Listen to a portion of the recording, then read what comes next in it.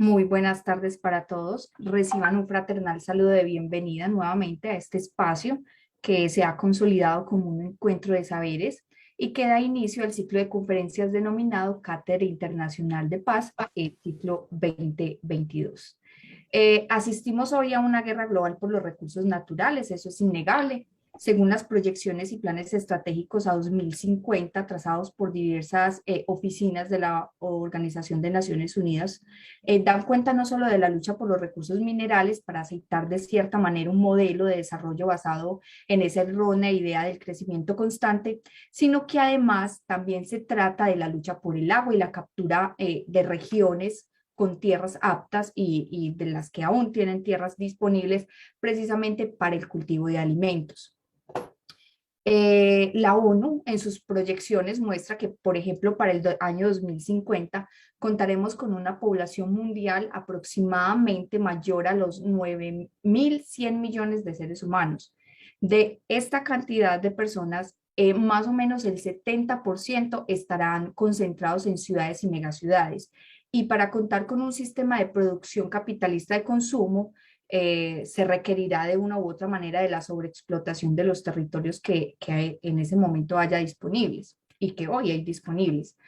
Un solo ejemplo de esto que exponemos: para cubrir la producción mundial de alimentos que supla esa demanda que se requerirá, se hará necesario aumentar la producción en un 70% adicionales y esa proyección está marcada entre el año 2005, más o menos desde julio, hasta ese año 2050.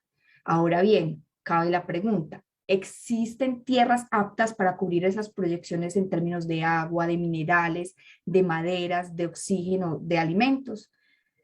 Afirma la FAO que gran parte de dichas tierras aptas que todavía no están explotadas se concentran en unos pocos países, casualmente de América Latina y en el África subsahariana. Estos datos incluso, pues ya el investigador Alfonso Insuasti los había publicado en el año 2019 en un artículo denominado El Banco Mundial ha entrado con fuerza en el delicado negocio de la alimentación humana. Entonces, con este preámbulo, queremos dar inicio el día de hoy con la cátedra que hemos denominado Acaparamiento de Tierras y Crímenes contra la Humanidad. Este año estaremos trabajando bajo la modalidad de conversatorios. Entonces, para tratar este tema, hoy contamos con la presencia, en primer lugar, de Estrella del Valle Calzada. Ella es investigadora del Instituto de Derechos Humanos de la Universidad de Valencia en España, y con Gerardo Vega, que es el director de Fundación Forjando Futuros. Mi nombre es Norela Mesa, soy investigadora del Grupo Cavilando y les estaré acompañando en la moderación de una u otra manera dinamizando el conversatorio. A quienes nos siguen y escuchan, les agradecemos también irnos dejando sus preguntas y comentarios en el chat del Facebook del Grupo Cavilando. Sin más preámbulos, damos inicio entonces a nuestra conversación del día de hoy. Y para ello, pues quisiera en un primer momento dirigirme a Estrella con algunas cuestiones puntuales. En primer lugar, ¿cuáles son los problemas puntuales que nos exige hablar hoy del acaparamiento como un fenómeno preocupante en el mundo? Estrella, te cedo ahí como la palabra. Muchas gracias Norela, muchas gracias por la moderación de este conversatorio, gracias también por la invitación a participar en esta cátedra de paz y como no, gracias también a la Fundación Forjando Futuros por hacerlo posible. Bien, como bien señalas, cuando hablamos de acaparamiento de tierras hablamos de un fenómeno de carácter global, con especiales y específicas características a nivel nacional, sobre cuyo detalle pues tendremos la suerte de escuchar a Gerardo Vega. Pero antes de entrar en este enfoque global y para comprender mejor nuestra contemporaneidad, creo que debemos también aproximarnos previamente a ella a través de su inserción en marcos de apropiación, en marcos de despojo y de expoliación históricos, que se remontan a periodos coloniales y precoloniales. Dinámicas que nuestra sociedad repite en la actualidad y de las que estamos hablando a día de hoy. Puede que bajo justificaciones perfumadas o intereses y réditos que han ido evolucionando, pero aprovechando las peores aportaciones traídas con la globalidad. las facilidades para realizar transacciones comerciales, ese carácter interestatal, la mayor escala de las prácticas de acaparamiento y despojo, el desequilibrio y dependencia entre regiones del planeta o las facilidades del transporte para la deslocalización de la producción, entre otros muchos. El fenómeno que hoy conocemos y padecemos como acaparamiento contemporáneo de tierras, territorios y recursos, por el que en efecto me preguntabas, Norela, experimentó un auge exponencial tras la crisis sistémica de comienzos de siglo. En ese sentido, habitualmente se refiere como posibles causas de este crecimiento exponencial de las prácticas globales de despojo a la búsqueda de la seguridad alimentaria por parte de estados inversores en plena crisis alimentaria, con una subida del precio de los alimentos y una volatilidad del mismo, a la necesidad también de cultivos para la producción de biocombustibles que mitigasen esa crisis energética, o la presencia de nuevos inversionistas que buscaban en la tierra un nuevo activo financiero con el que enriquecerse y con el que también especular. Todo ello, además, auspiciado por políticas de instituciones financieras internacionales como el Banco Mundial o el Fondo Monetario Internacional, que impulsaban a los inversores extranjeros al negocio de las tierras bajo ese tergiversado argumento, como bien has mencionado en esta introducción, de que la previsión de aumento de la demanda necesitará también aumentar la producción de cultivos y que ello solo podrá lograrse por medio de la agricultura a gran escala e intensiva en tierras y territorios que calificaban de vacíos o no suficientemente aprovechados. De nuevo, así se utiliza una concepción de desarrollo, diríamos, como un mandato casi coercitivo del que se beneficia una parte del mundo mientras se condena a la otra a padecer sus consecuencias, vulneraciones de derechos, imposición de medidas, prácticas de lo que podríamos calificar de neocolonialismo económico y agresivo. Todo este estado de cosas trajo consigo esta oleada expansiva de adquisición de grandes extensiones de tierra y sus recursos asociados por parte de gobiernos, de élites locales, empresas transnacionales o inversionistas, con el fin de obtener de ello una rentabilidad o un beneficio económico. Centrando un poquito más tu pregunta, diríamos que son incontables los problemas que la presión comercial sobre la tierra y el despojo trae consigo. Consecuencias sobre las personas, sobre los recursos naturales, sobre el estado del planeta, sobre las instituciones organizativas y políticas. Con todo y a grandes rasgos diría que no hablamos de meros problemas puntuales o impactos, sino de vulneraciones de derechos humanos y quizás desde un punto de vista más ecocéntrico, de atentados contra la naturaleza. Las prácticas de acaparamiento de tierras aprovechan precisamente las deficiencias en los sistemas de tenencia de la tierra y la inseguridad a la que se enfrentan las comunidades rurales sobre sus derechos de acceso y tenencia de esta tierra o de este territorio.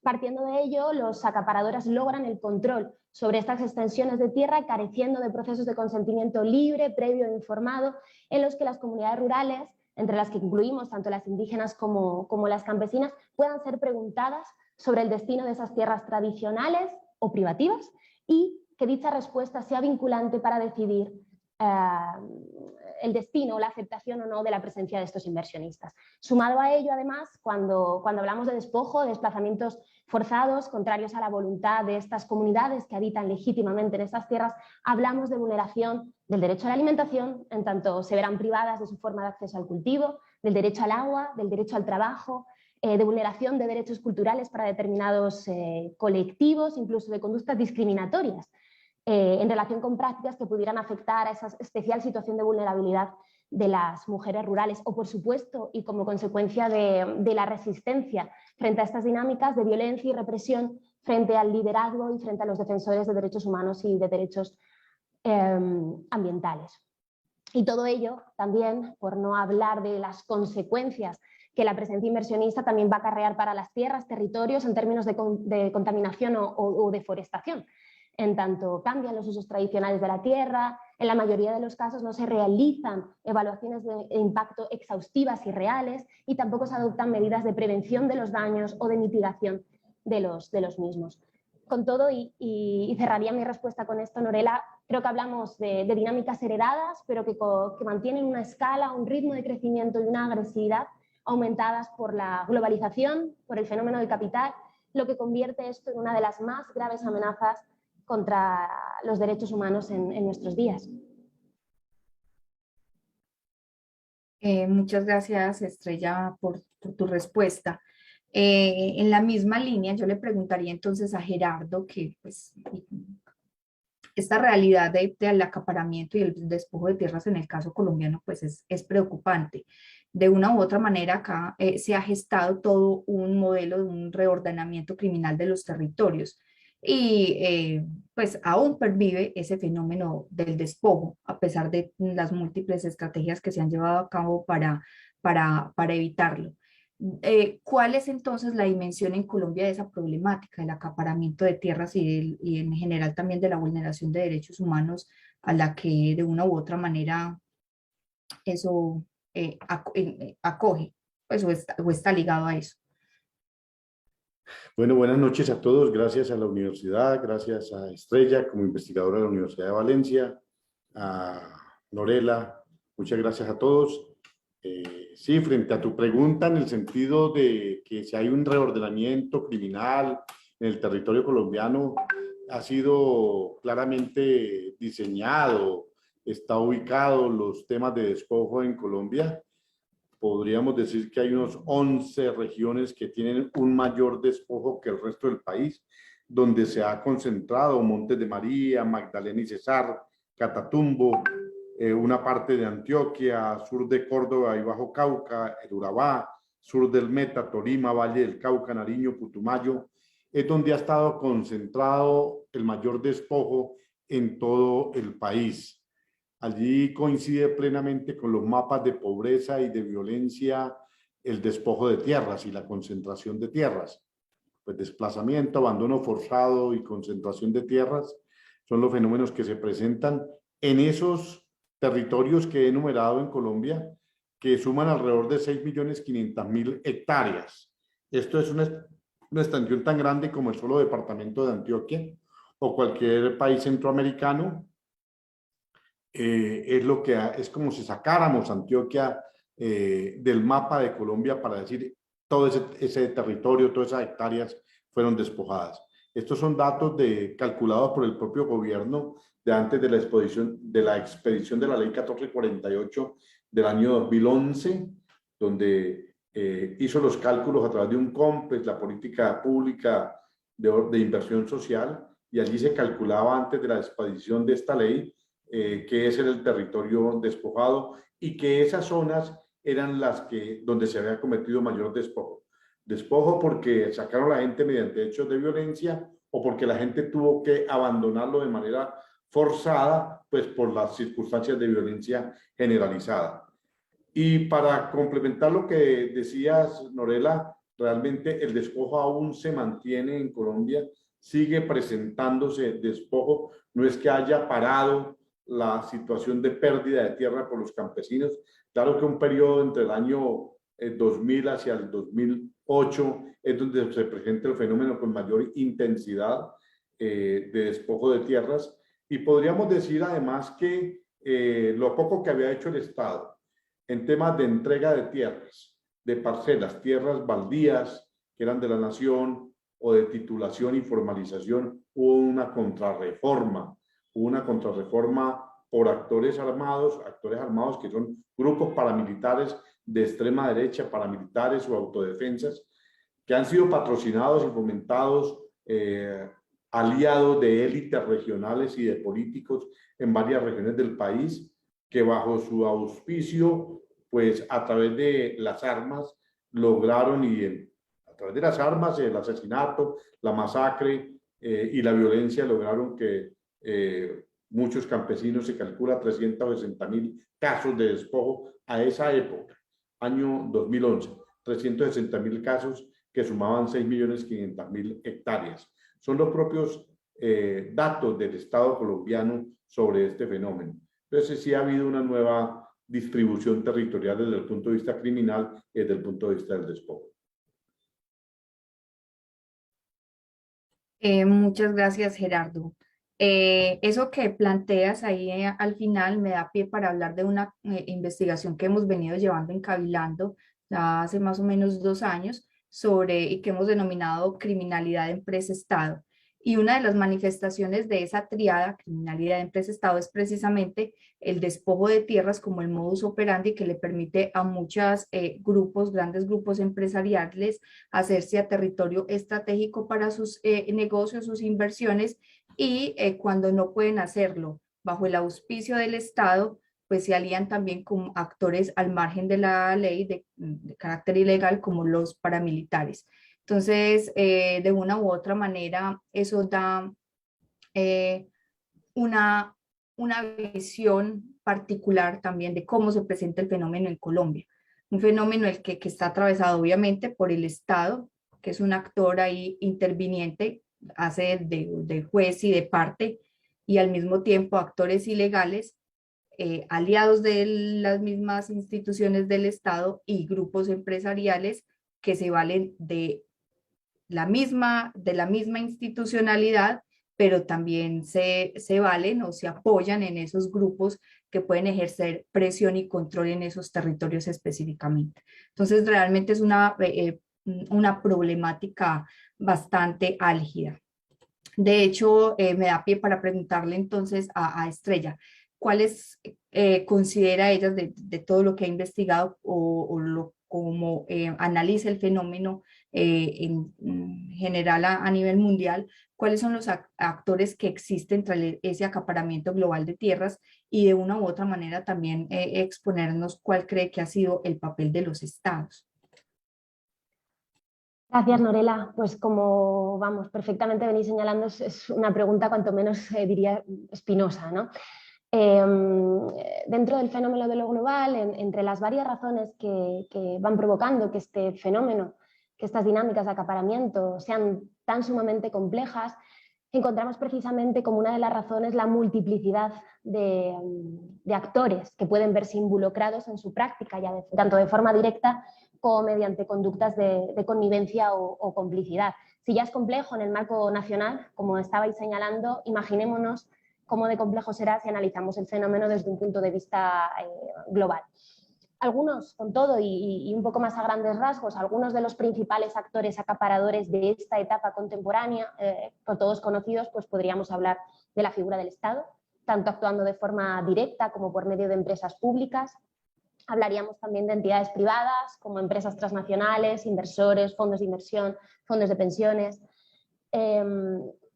Pasando a lo mejor un poquito más en detalle a analizar esta figura del Estado, diríamos que la participación de los Estados fue especialmente importante a comienzos de siglo, sobre todo la de aquellos países importadores de alimentos que comenzaron a buscar tierras en el extranjero que adquirir o arrendar con destino al cultivo de productos con los que garantizar su propia seguridad alimentaria, la seguridad alimentaria de sus países, por supuesto a costa de afectar gravemente a la de los países de acogida.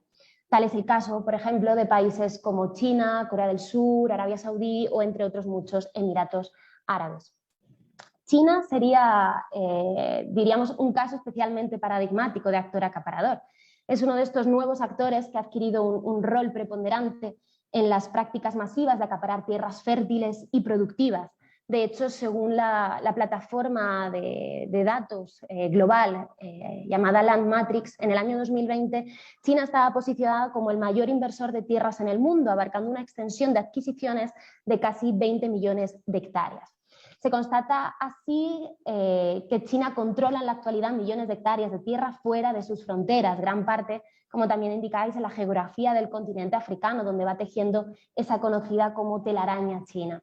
El crecimiento de su población, su acelerado proceso de industrialización, pues ha ido incrementando de forma notable su necesidad de materias primas y de alimentos, y para ello pues ha encontrado precisamente en la usurpación de tierras una práctica que satisface sus anhelos expansionistas en la planificación de esa nueva ruta de la seda. Con respecto a la presencia de China, siguiendo un poco con el ejemplo del actor acaparador China, respecto a la presencia de China en esta parte del continente, pues también podemos señalar que su influencia no deja de aumentar por medio del establecimiento de relaciones comerciales, concesión de préstamos, inversión extranjera directa y prácticas inversionistas agresivas que traen consigo desplazamientos y despojos, fundamentalmente para la construcción de infraestructuras y para la producción de alimentos como el arroz, la soja o la caña de azúcar. Y en este sentido tampoco puede olvidarse que América Latina, aunque inicialmente no estaba previsto, ya ha sido incorporada en esa estrategia proyectada por China de la nueva ruta de la seda. Cerrando un poco esta referencia a este actor que podríamos considerar paradigmático del acaparamiento global de tierras, sí que llama la atención de un informe publicado por la Federación Internacional de Derechos Humanos en el año 2018, en el que se revela con datos, hechos concretos, ese patrón de violaciones de derechos humanos y ambientales perpetrados en el continente, en este caso en América Latina, por parte de empresas chinas. Pasando sí ahora al análisis de actores acaparadores privados, como decíamos, encontramos desde empresas transnacionales pertenecientes al sector agroalimentario, otras destinadas a otros fines que descubrieron en la tierra una oportunidad de negocio y que simplemente se adentraron en ella, o fondos de inversión o capital financiero cuya vinculación, en este caso, se relaciona fundamentalmente con prácticas especulativas y agresivas. A nivel internacional, algunas de las empresas transnacionales con mayores denuncias por prácticas de acaparamiento de tierras y múltiples y graves violaciones de derechos humanos son Feronia, por ejemplo, Feronia o Socfin, dedicadas ambas al cultivo de la palma aceitera, el grupo Neumann, dedicado en este caso al café, o ACS, con prácticas de acaparamiento para la construcción de infraestructuras y presas hidroeléctricas, con denuncias, entre otras, en regiones como Alta Verapaz en Guatemala. Casos que incluyen, como decimos, denuncias de despojo violento, asesinato a campesinos y líderes sociales, violencia física, amenazas, coacciones, así como no también la afectación al derecho a un nivel de vida adecuado de la población, en tanto se la ve privada de su medio de vida tradicional. Junto a esta referencia a lo que podríamos denominar acaparadores directos, también debe señalarse, y como bien indicabais en la intervención anterior, el imprescindible y necesario papel que desarrollan los aparatos estatales en la facilitación de las prácticas de acaparamiento, tanto atrayendo y recepcionando inversores, abriendo las puertas de sus países aún al precio de afectar a su soberanía o a los derechos de su población, modificando el marco jurídico y reglamentario también para adoptar a los intereses de estos inversionistas, o facilitando, permitiendo amplias lagunas de impunidad. En este sentido, se actúa en connivencia, diríamos, con los propios actores acaparadores, tanto por falta de exigencia de responsabilidad en el caso de los estados de recepción de los inversores, en los que se desarrollan los países en los que se desarrollan estas prácticas de acaparamiento, como en los estados de origen de estos inversionistas, por no juzgar a estos actores en sus respectivos países. España, y por ser un poco lo que más conozco, constituye un ejemplo claro de esto último, en tanto sigue sin exigir responsabilidades en nuestros tribunales, en los tribunales españoles, a empresas también españolas que acaparan tierras y territorios en el extranjero. Y bueno, creo que un poco con este breve repaso sí que podríamos concluir, y con la misma afirmación con la que empezamos, y es que son múltiples los actores que juegan un papel relevante en este proceso de creación, ejecución y expansión de dinámicas, pues contribuyendo a estas arquitecturas de la impunidad que suceden en todo el mundo y por supuesto incluido el contexto político y económico, en este caso colombiano. Muchas gracias, Estrella. En la misma línea, le pregunto entonces a Gerardo, pues teniendo como antesala que en Colombia, al menos desde Justicia y Paz, se ha venido teniendo noticias de actores poderosos que se han beneficiado precisamente de ese despojo violento y continuado de tierras.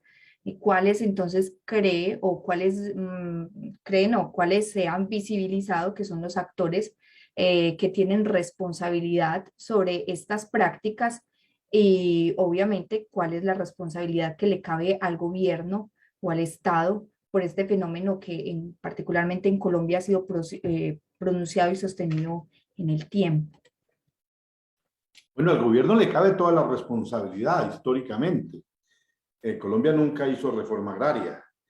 Los intentos en el 67, en el 70, finales del siglo pasado, fracasaron todos. Los intentos de reforma agraria no fueron implementados. Unas élites regionales se opusieron por la vía de la violencia a que Colombia hiciera una reforma agraria. Y realmente el tema queda dormido allí en la agenda pública.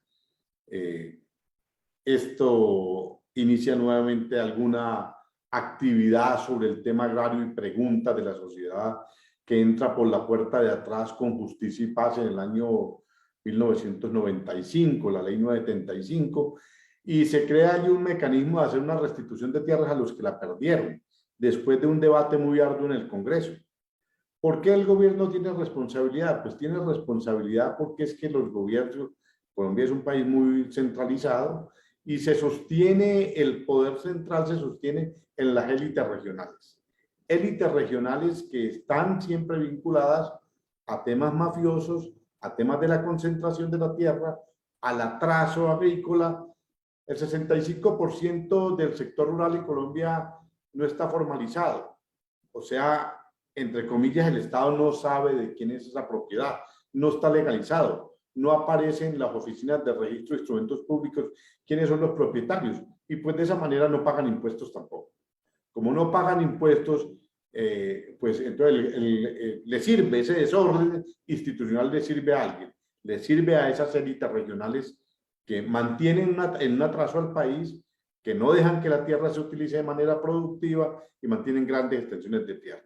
De 115 millones de hectáreas, 49.5 millones, 39.5, perdón, están en manos de ganadería extensiva. Lo que se produce en esa ganadería extensiva pudiera producirse en 11 millones de hectáreas en Colombia. El resto pudiera utilizarse para darle otros usos a ese suelo. Por ejemplo, en el tema alimentario, la producción de alimentos, que es una necesidad en el mundo.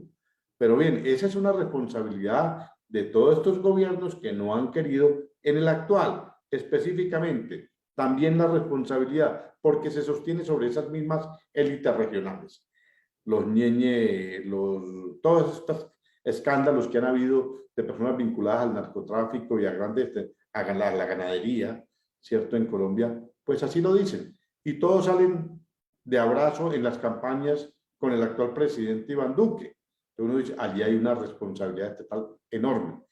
Además de eso, en el Congreso de la República, los pocos avances que intentan hacerse, por ejemplo, en la ley 1448 del 2011, que es la ley de víctimas y restitución de tierras, pues son continuamente atacados por los congresistas de extrema derecha, del Centro Democrático, de senadores y representantes muy conocidos, de la Federación de Ganaderos de Colombia, de los palmicultores, de los bananeros, que se oponen, ni siquiera a una reforma agraria, se oponen a que a la gente que le robaron la tierra la devuelvan en el conflicto, que son 6.500.000 hectáreas. Es que ni siquiera el tema de la restitución es el tema menor frente al tema agrario en el país. Se hace una reforma, se busca una reforma ahora con la ley 1448, los resultados son mínimos, van el 7.6, se ha podido restituir cerca de 500.000 hectáreas, 495.000, de 6.500.000. O sea, después de 10 años, apenas se ha avanzado en un 7.6% de la meta en el tema de restitución. Y ahora si cogemos el acuerdo de paz firmado en el año 2016 entre la FARC y el Estado colombiano, pues habían 3 puntos centrales, que era que se pueda implementar un catastro multipropósito.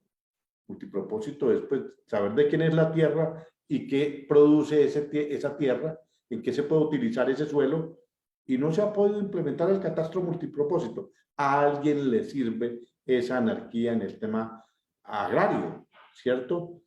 Entonces allí no se ha podido implementar ese punto que es saber de quién es la tierra y para qué sirve esa tierra.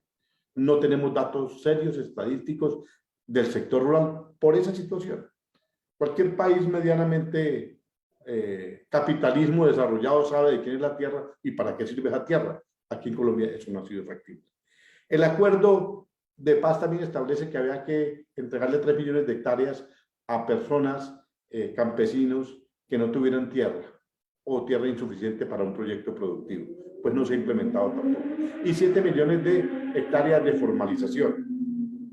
Tampoco se ha avanzado en ese tema. Entonces, pues mire, eso es una responsabilidad estatal. O sea, al Estado le cabe toda la responsabilidad, más la connivencia que ha habido de miembros de las fuerzas militares con grupos paramilitares y con élites y bandas regionales que han causado que más de 140 personas reclamantes de tierras hayan sido asesinados, ¿cierto? Entonces hay una responsabilidad estatal por acción y por omisión del gobierno nacional. No solamente este gobierno, del gobierno anterior, estas 2 últimas décadas han sido catastróficas y brutales para con la población rural en Colombia, de mantener en un atraso. Podríamos hablar nuevamente del tema de la tierra, por qué es la causa de los asesinatos de esos líderes. Pues hay unas causas que son también conocidas, todas vinculadas al tema de la tierra. Cultivos ilícitos tiene que ver con la tierra. ¿Para qué se usa el suelo? Pues para cultivos ilícitos, ¿cierto? Minería ilegal, minería expansiva, cultivos ilícitos, minería, luchas medioambientales, por eso asesinan a la gente, y también asesinan a la gente, esos líderes, porque reclaman que les devuelvan lo que les quitaron. Todo eso está vinculado a un fenómeno rural, a un tema de la tierra. Pero allí le cabe toda la responsabilidad fundamental en lo que pasa en el tema agrario colombiano es del Estado.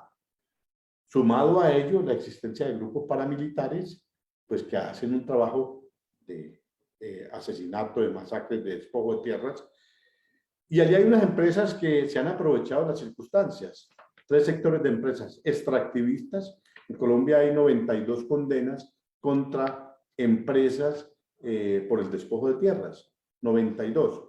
3 de ellas de corte internacional, la Continental Gold, Anglo Gold Ashanti, otra exploradora de petróleo, de oro, que tiene licencias de exploración y exportación minera, mineras como también la del Chocó, allí han sido condenadas. O agroindustriales, empresas agroindustriales son las que el mayor número han sido condenadas, a nombrar algunas de ellas en la región de Urabá, palmicultores, bananeros, en la caña de azúcar también hay unas empresas, o empresas tan significativas en Colombia como Argos, que tienen 17 condenas por despojo de tierras.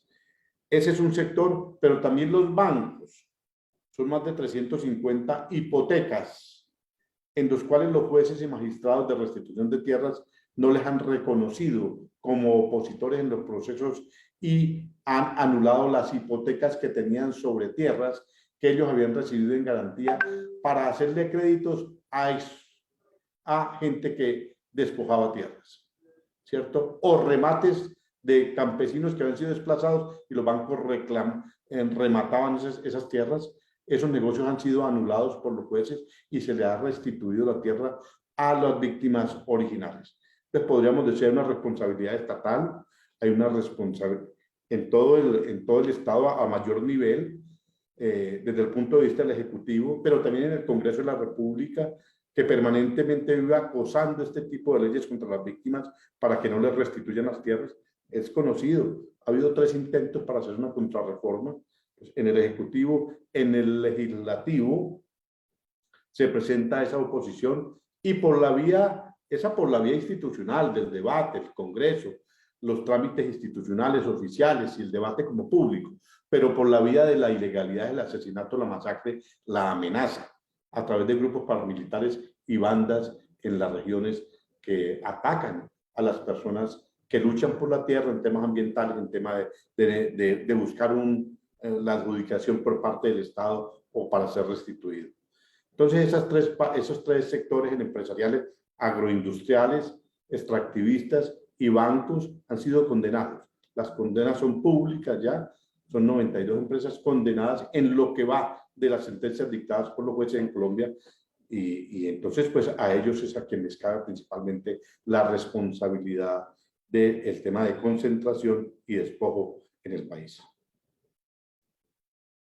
Muchas gracias, Gerardo, por la respuesta. Encuentro también como un hilo entre lo que exponía Estrella y entre lo que decías precisamente de la injerencia de lo que llamamos acá clanes políticos, ¿cierto? Esos clanes políticos que tienen la capacidad de incidir en la forma en cómo se cambian las reglas de juego, la normatividad de leyes, precisamente para beneficiar el acceso de estos actores a la tenencia de la tierra. En términos de Luis Jorge Garay, uno podría hablar entonces que se hace una captura avanzada del Estado y ello da pie a una reconfiguración cooptada del Estado que va a servir solo a los propósitos de las grandes élites regionales o en el caso de lo que nos expone Estrella, grandes grupos empresariales que tienen presencia a nivel internacional. Entonces, antes panorámica, pues la pregunta siguiente sería, ¿cuáles serían los mecanismos de protección internacional que se tiene ante ese fenómeno del acaparamiento de tierras y si es posible contemplar este fenómeno como crimen contra la humanidad? Estrella, para que Estrella, por favor, nos colabore con esta. Gracias, Narela. Pues bueno, como nos has puesto, Gerardo, partimos de falta de mecanismos eficaces en múltiples contextos nacionales, en este caso en el caso colombiano, y esto es precisamente, creo, lo que nos lleva a buscar mecanismos, si es que existen, en el plano internacional que pudieran dar una respuesta a las víctimas, que pudieran reparar a las víctimas que no ven satisfecha este derecho en su país. En tanto hablamos de vulneraciones de derechos humanos, pues hablamos también de la posible aplicación de todo el marco jurídico que conforma el derecho internacional de los derechos humanos, con todos los pactos y convenios ratificados y en vigor hasta la fecha. Sin embargo, para no entrar en ello, creo que es más relevante que a los efectos que nos ocupen hablemos un poco en mayor nivel de detalle de los mecanismos creados, de los mecanismos consolidados o que estén en proceso de negociación o elaboración, encaminados precisamente a mejorar las vías de protección específicas existentes para las comunidades rurales, para las comunidades campesinas. En este sentido, haré referencia únicamente a dos proyectos, a dos iniciativas. La primera será la Declaración de Naciones Unidas de Derechos de los campesinos y otras personas que trabajan en las zonas rurales. Esta declaración se aprobó por medio de la Resolución 73/165 de la Asamblea General de las Naciones Unidas, tras más de 6 años de negociaciones y presentación de diversos borradores. Pese a que se haya celebrado su aprobación, y así fue por parte de las organizaciones y de las comunidades rurales, también hemos de señalar que en el transcurso de sus negociaciones fue disminuyendo notablemente la protección que se concedía a las comunidades, y lo podemos constatar si comparamos el primer borrador que se presentó con lo finalmente aprobado en el año 2018. Entre otras cosas, el consentimiento previo, libre e informado de las tierras, de las comunidades rurales para la adopción de cualquier decisión que pudiera afectar a sus tierras o su desplazamiento, sí se incluía en esa primera versión de la declaración, incluso se mantuvo en algunas sucesivas, pero fue finalmente suprimido del documento aprobado. Bueno, puede ser considerado, así lo es a mi parecer, como una gran pérdida para la protección de los derechos de estas comunidades, la pérdida de una gran oportunidad. Con todo, y por no queremos hacer aquí, no queremos menospreciarlo, el documento aporta muy interesantes avances, partiendo de un enfoque específico de los problemas, amenazas y necesidades de las comunidades campesinas, el reconocimiento expreso de un derecho a la tierra, de un derecho de acceso a los recursos o incluso de un derecho a las semillas. Bien, junto a esta declaración, y como decía, iba a hacer referencia a 2 instrumentos muy concretos, también podemos señalar otro proyecto en el que en este caso se está trabajando en la actualidad, vinculado a los derechos sobre las tierras. Se trata de un proyecto de observación general, el proyecto de observación general número 26, que está siendo elaborado por el Comité de Derechos Económicos, Sociales y Culturales y que lleva por título provisional Derechos sobre la Tierra y Derechos Económicos, Sociales y Culturales. En ese sentido, una de las labores atribuidas precisamente a este comité, que es el órgano de supervisión del Pacto Internacional de Derechos Económicos, Sociales y Culturales, es la elaboración de pautas interpretativas. En observaciones generales previas aprobadas por este mismo comité ya se venía estableciendo una clara relación entre el acceso seguro a la tierra y la realización y la protección de derechos económicos, sociales y culturales, como el derecho a la alimentación o el derecho a la vivienda.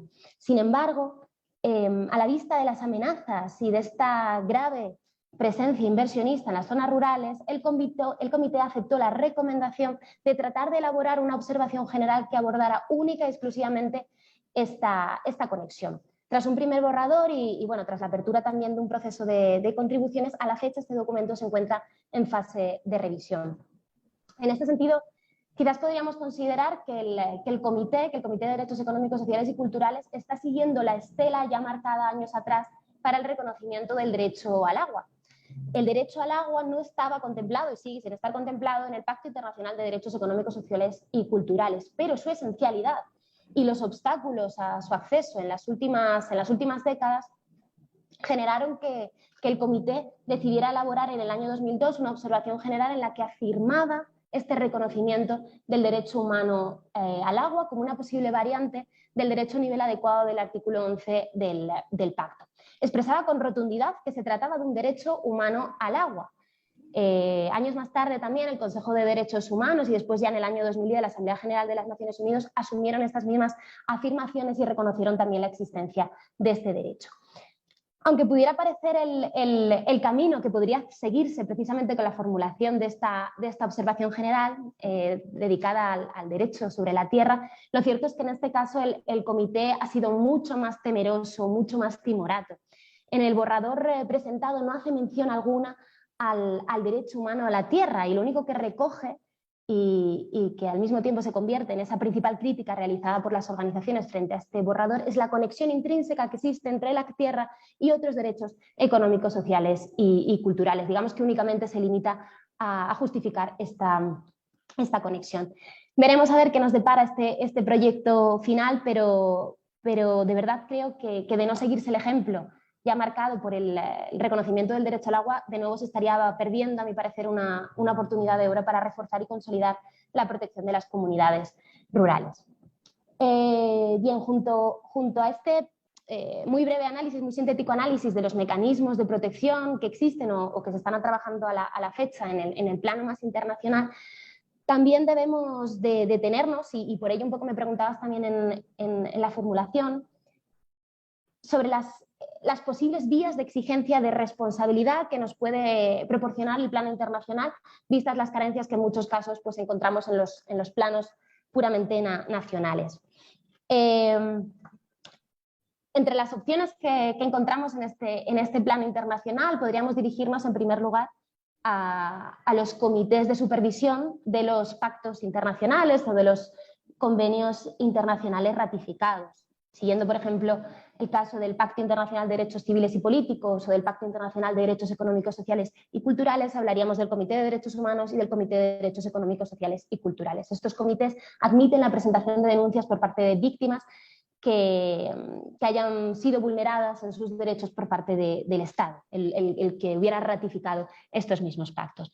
El problema de estos mecanismos es que, aun cuando consiguiéramos en efecto un pronunciamiento de los comités confirmando el incumplimiento de los estados, estos no tendrían valor jurídico más que de mera recomendación. Además, las entidades privadas que hemos visto que tienen un impacto, un rol fundamental en las prácticas de despojo y acaparamiento no pueden ser denunciadas ante estos mismos mecanismos. Ahondando un poco más en el plano internacional, ¿qué podríamos encontrar? La Corte Internacional de Justicia, el principal órgano judicial de las Naciones Unidas. Esta opción también quedaría descartada, en tanto las víctimas no tienen competencia frente a la Corte y solo los estados pueden presentar sus controversias. Y a nivel internacional tampoco disponemos de otros muchos mecanismos, más allá de nuevo de relatorías o grupos de trabajo que de nuevo podrían presentar determinadas recomendaciones, informes a raíz de la presentación de una denuncia por parte de víctima de vulneraciones de estos derechos. Si siguiéramos buscando alternativas, podríamos acudir también a ámbitos regionales, en este caso la Comisión Interamericana, o volver, y de un modo u otro estaríamos cerrando ese círculo, a las jurisdicciones nacionales. ¿Y por qué digo esto? En los últimos años parece que se están comenzando a abrir importantes opciones en el ámbito de la litigación civil transnacional frente a responsables privados como empresas transnacionales. En este caso hablamos de empresas transnacionales, entidades privadas responsables de vulneraciones de derechos humanos. Esta estrategia procesal lo que permitiría es empezar a escoger los foros judiciales. Foros judiciales en los que presentar la demanda, optando ya no solo por el de la filial empresarial, normalmente pues una empresa nacionalizada en el país en el que se están llevando a cabo las prácticas inversionistas, una empresa pequeña con pocos recursos, sino tratar de ir escalando hasta alcanzar a la matriz del grupo empresarial, digamos sorteando toda esa estructura corporativa que ha sido conscientemente creada de forma enrevesada y compleja y finalmente tratar de exigirle responsabilidades directas ante, por ejemplo, la jurisdicción del Estado en el que esta gran empresa estuviera domiciliada. Esta puerta parece empezar a plantear éxitos en muchos tribunales de Europa o Canadá, como ocurrió en los casos Vedanta o Kiobel 3. Y todo esto un poco también a la espera de saber qué pasa con ese eterno tratado vinculante sobre empresas transnacionales y derechos humanos, en el que se continúa en su elaboración, se está trabajando en él desde las Naciones Unidas y bueno, llevamos años un poco siguiendo su negociación y su elaboración. Y finalizo con una última aproximación a la que también me hacía referencia en esa pregunta, y es a la posibilidad de enmarcar estas conductas dentro del tipo penal de crímenes contra la humanidad. En este sentido, en búsqueda de vías alternativas de exigencia de responsabilidad y precisamente ante la gravedad de las vulneraciones de derechos que estaban siendo constatadas por estas prácticas, comenzó a plantearse esta posibilidad. Más allá del plano puramente teórico, podemos encontrar el primer intento de caracterización de prácticas de acaparamiento como conductas integradas en la comisión de crímenes contra la humanidad en el caso de acaparamiento de tierras en Camboya.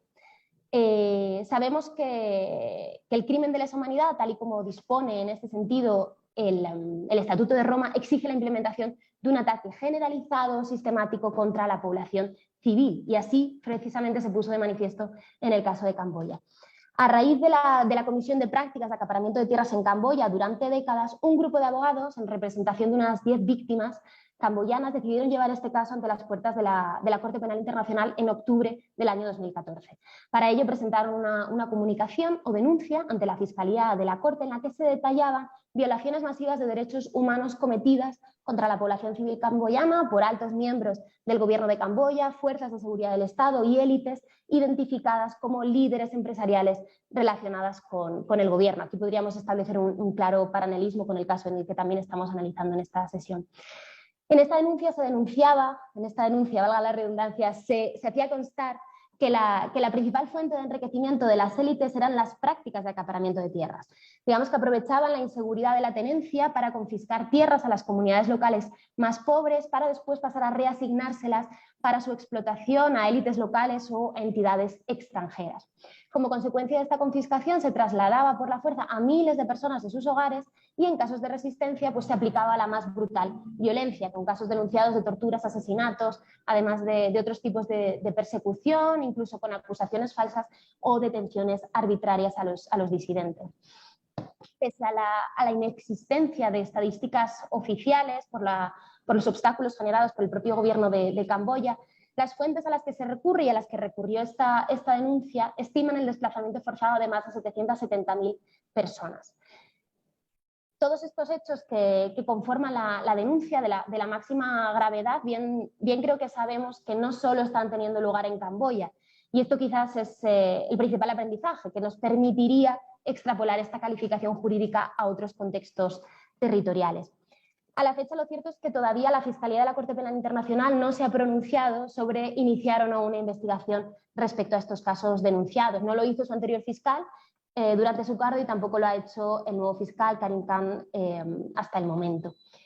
Con todo, creo de verdad que es un caso que desde luego habrá que seguir de cerca por el planteamiento jurídico tan acertado que plantea y porque al final se encamina en la búsqueda de otros escenarios jurídicos, precisamente tratando de encontrar vías de exigencia de responsabilidad y en este caso pues calificando estas conductas como los más graves crímenes perpetrados. Bueno, quizás este tipo de casos nos permitan también dejar de hablar de adquisiciones de tierra a gran escala como meras o inofensivas políticas comerciales o inversionistas, como se hacen numerosas instituciones internacionales y organizaciones empresariales, para pasar siempre a recordar los graves impactos que estas conductas generan para las comunidades más vulnerables, para las comunidades afectadas y la necesidad pues, de no relegar o de no seguir relegando, como se viene haciendo tanto desde el plano internacional como en los planos nacionales específicos, estas prácticas a la más absoluta impunidad. Saya, muchas gracias. En esa misma línea, ya que hablas precisamente de las soluciones o mecanismos que se dispone desde lo jurídico. Le pregunto a Gerardo, pues en Colombia se ha dado una nefasta articulación, como incluso también les decía ahora, entre criminalidad de empresa y Estado. Y esa articulación ha devastado comunidades para disponer de extensos territorios para sus negocios. Entonces, ¿es posible pensar en una justicia operante y eficaz para detener ese mal y cuáles son las herramientas jurídicas de que disponemos los colombianos en ese sentido? Y hablando ya de los terceros civiles involucrados en el caso de acaparamiento y despojo de tierras, se puede pensar que estos actores, algunos que son muy visibles, otros no tanto, puedan responder por todo el daño que han causado y siguen causando con este flagelo. Bueno, yo no creo que en este gobierno, en el actual que está culminando, tengamos posibilidades de lograr desarrollos importantes para los cambios estructurales que amerita la ruralidad colombiana. O un gobierno de ese corte, pues no sería posible, no lo veo factible, aún con una normatividad que pudiera ser benéfica. Tenemos la función social de la propiedad en la Constitución del 91, tenemos todavía vigente la Ley de Justicia y Paz, tenemos la Ley 1448 del 2011 para el tema de la restitución y una estructura institucional como la Agencia Nacional de Tierras que debería estar encargada de entregar tierra a los campesinos que no la tienen y de formalizar lo que falta en ley. Pero no ha sido posible hacer, ya lo dije en una respuesta anterior, el catastro multipropósito, porque no hay interés, no hay voluntad política para hacerlo. O sea, hay una institucionalidad, hay una normatividad que uno diría con eso se puede avanzar. Están los 3 puntos, lo más reciente, lo de 2016, lo que acabo de señalar, el acuerdo de paz, que también tiene rango constitucional, tiene depósitos en organismos internacionales. Nosotros hemos acudido a la Comisión Interamericana, nosotros como fundación, en compañía y en asocio con otras organizaciones no gubernamentales, la Intereclesial de Justicia y Paz, hemos llevado audiencias a la Comisión Interamericana, hemos registrado también las solicitudes ante la Corte Penal Internacional. Bueno, hay unos instrumentos, pero lo que no hay es voluntad política de que eso salga adelante. Si medimos las cifras del tema de restitución, para solamente coger un campo del tema agrario, del 2018, después de que se posiciona el presidente actual, decaen el número de solicitudes y de sentencias en el tema de la restitución de tierras. Hasta el 18, 17, año 2017, 18, hay un alza en la expedición de sentencias y luego vertiginosamente caen hasta ahora. Hay la posibilidad de la prórroga de la ley 2010 años más, en el caso del tema del reconocimiento de víctimas y restitución de tierras, pero lo que falta es voluntad. Pienso que en estos gobiernos no hay la posibilidad. Tiene que haber un cambio de gobierno que posibilite que la rama judicial, que la Fiscalía General de la Nación, que los acuerdos adelantados con la insurgencia para el acuerdo de paz se cumplan.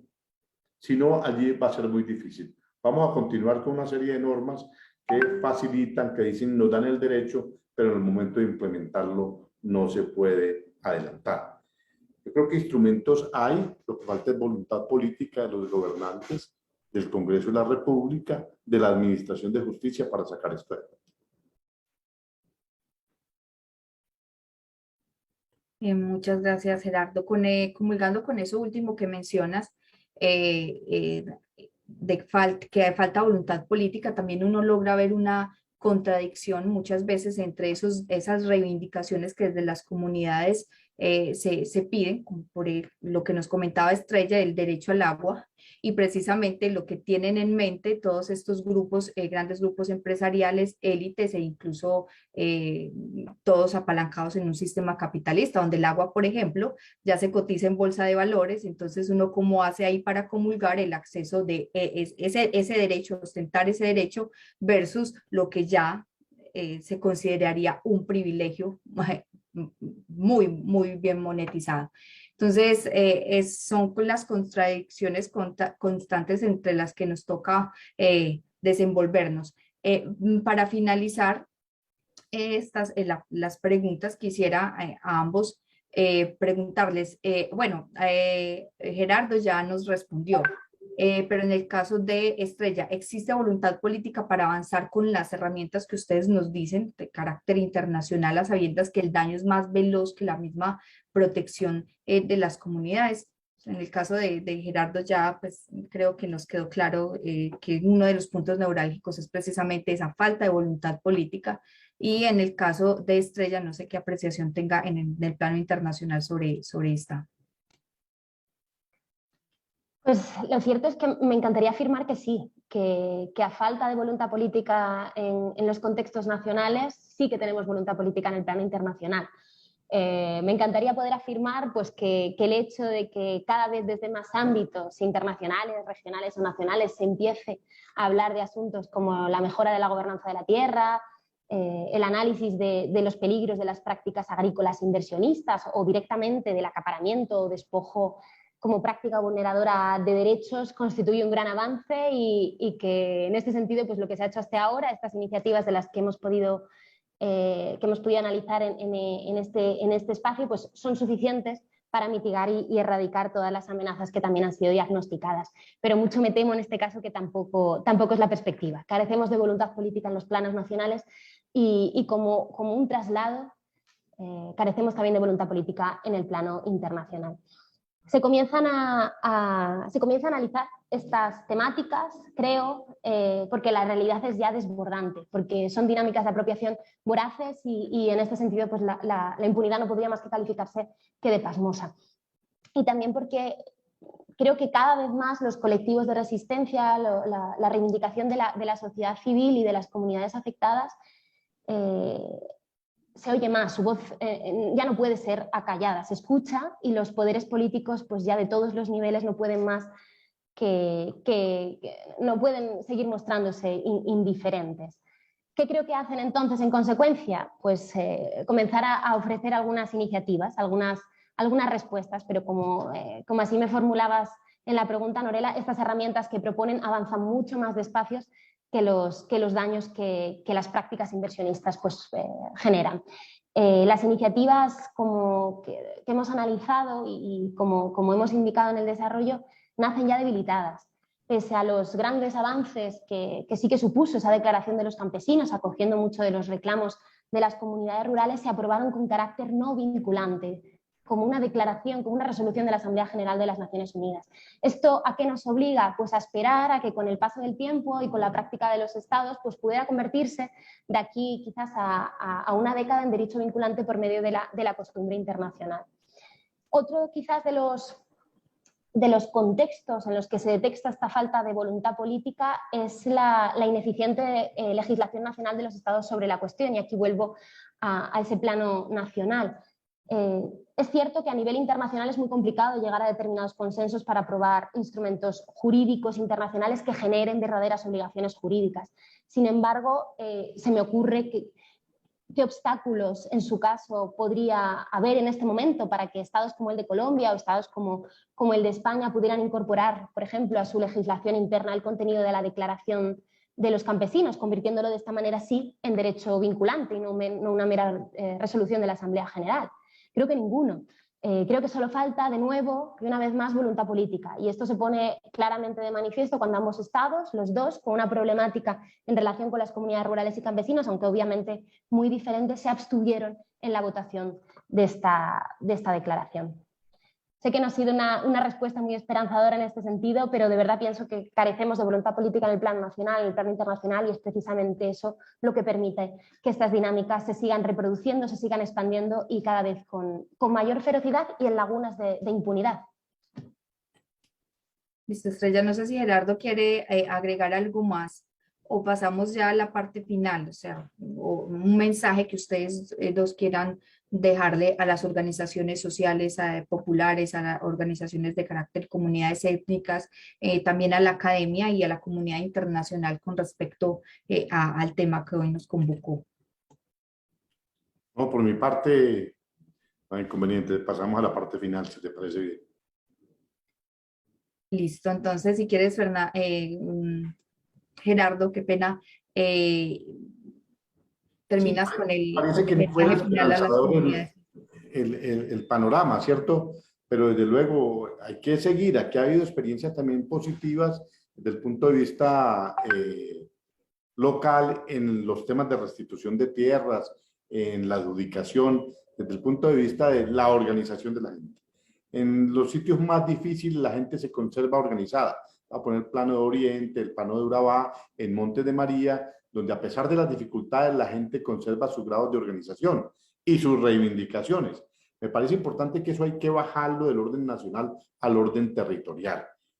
Aquí estamos en el departamento de Antioquia, donde parece el gobernador y los alcaldes parece que no fueran asuntos suyos, que eso es un tema del orden nacional, el tema de la propiedad, el tema de la tierra, el tema de la restitución, el tema campesino, como si no fuera un asunto suyo. La gente vive en el municipio, vive allí. Su líder, su alcalde, las autoridades locales tienen que asumir responsabilidad frente a estas circunstancias, en el tema de la formalización, por ejemplo, en el tema de la posibilidad de que la gente retorne a las tierras, en el cultivo de la tierra. Tienen que asumir una responsabilidad. El país, claro, hay una responsabilidad enorme desde el punto de vista central, pero la gente tiene que asumir unas responsabilidades locales. Y por eso es que es válido el tema de la organización y de las propuestas locales. Mientras un tema de formalización, si se hace desde Bogotá, del orden nacional, el expediente es así de grande, ¿cierto? En el local, el expediente pueden ser de 20, 50 hojas, porque ahí todo el mundo se conoce. Lo demás es burocracia estatal. Esos temas hay que resolverlos de manera muy sencilla. Parece que el tema agrario, el tema de la tierra, pero es un tema complejo, así siempre nos lo han mostrado. Nos lo han mostrado es para dificultarlo. Y por eso es importante que la gente se prepare, por eso es importante el nivel de organización social de la gente y desde luego volverlo en la academia un tema también mucho más sencillo para que llegue realmente a la población, llegue a los estudiantes, para que sea del debate permanente y cotidiano. Yo recuerdo cuando estudié Derecho, ningún derecho agrario vimos. Parece como un tema escondido allá, que no es del interés nacional, ¿cierto? Porque los gobiernos guardaron el tema agrario, lo dejaron allí más de 60 años en la agenda pública, no ha estado. Eso hay que llevarlo y se puede llevar también perfectamente desde la academia. Muchísimas gracias a ustedes y muy amables por todo. Buenas noches. Buenas noches, Gerardo. Muchas gracias, Estrella. Brevemente, un mensaje final para todas las organizaciones sociales, a la academia y comunidades étnicas. Pues poco más puedo añadir, más que bueno, reafirmar el mensaje de Gerardo y aprovechar para decir que ha sido para mí todo un honor poder compartir este espacio con él. Lo único quizás que pese a que soy consciente de que se trata de un reclamo de la máxima dificultad, pues creo que debemos seguir invocando la longanimidad, la resiliencia, la hazaña de resistir frente a la injusticia del aparato estatal y del aparato corporativo y en ese sentido pues no dejar de aferrarse a la posibilidad de cambio y a la posibilidad de justicia. Y también no olvidar el poder tan inmenso que asume la ciudadanía, que asumen las comunidades, la sociedad organizada, porque creo que si precisamente se busca reprimir el liderazgo y la resistencia, si precisamente se ataca a los defensores, a los líderes y lideresas sociales, es porque se consideran una verdadera amenaza para los intereses de este aparato corporativo y político creado. Reitero también mi agradecimiento, ha sido todo un placer compartir este espacio y muy agradecida, de verdad. Muchas gracias a ustedes dos por habernos aceptado la invitación a participar de este espacio. Con ello cerramos entonces este conversatorio, no sin antes recordarles quienes nos ven, nos siguen a través de las redes sociales, que el objetivo precisamente de este ciclo de cátedras es posicionar debates centrales para ahondar en las características de la profunda crisis social, ecológica, económica y ética que se vive alrededor del planeta, obviamente también de la región y por supuesto pues Colombia. Y al mismo tiempo que nos permitan estos debates abrir alternativas para hacer frente a ese contexto que con sus dinámicas nos abruma todo el tiempo.